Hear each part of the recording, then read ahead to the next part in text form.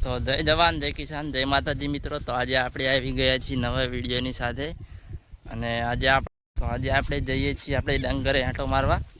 તો આગળ આપણો વિડીયો જોતા રહેજો અને આપણે પહોંચી ગયા છીએ। અહીંયાથી આપણે ચાલતા ચાલતા જવાનું હોય છે ઠેઠ, તો આપણે બાઇક જાય નહીં। આ બાજુ જે આપણે જઈએ તે તરફ ડાંગર ને અગલી ગઈ છે, તમે જોઈ શકો છો। તો ચલો આપણે બહુ ટાઈમ બાદ જઈ રહ્યા છીએ એટલે આપણે પણ આગળ જઈને જોઈએ। તો આપણે આવી પહોંચી ગયા આપણા ખેતર। અહીંયાથી આપણું ખેતર ચાલુ થાય છે।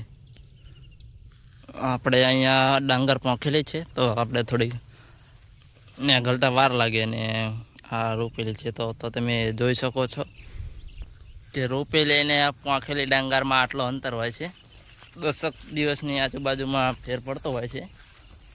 આ બાજુ બધે ડાંગરને આગળી જાય છે અને આપણે હજુ કોક જ થઈ છે ને આજનો તમે આ વાતાવરણ કેવું છે તે જોઈ શકો છો, કંઈક અલગ રીતે જ લાગે છે।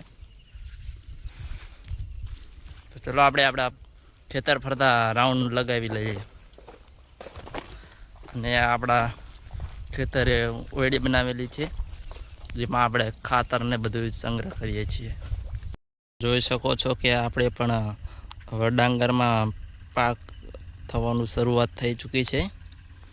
આપણે આ ડાંગર પહોંચેલી છે તે થોડીક આમાં વાર લાગતી હોય છે।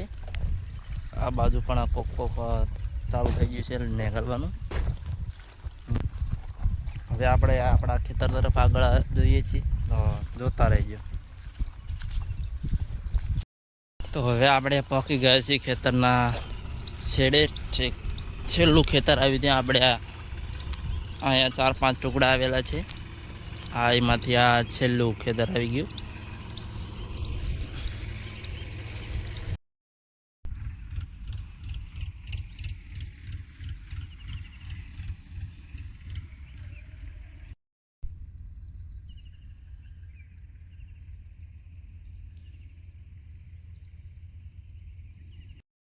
તો આ ઝાડ શેનું છે તે જણાવજો મિત્રો કોમેન્ટમાં।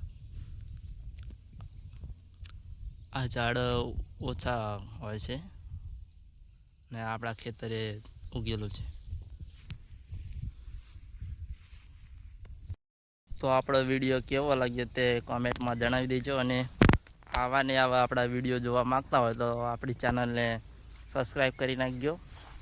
અને હવે આપણે ખેતરની બધે તરફ આંટો મારી લીધો છે અને આપણા ખેતરમાં પણ પાણી છે જ તે, અને આપણું બાઈક ઠેક આ સાઈડમાં પડ્યું છે। તો હવે કંઈ આપણે બતાવતી હશે નહીં, તો આપણે અહીંયાથી હવે વિડીયો પૂરો કરવી છે। જય માતાજી।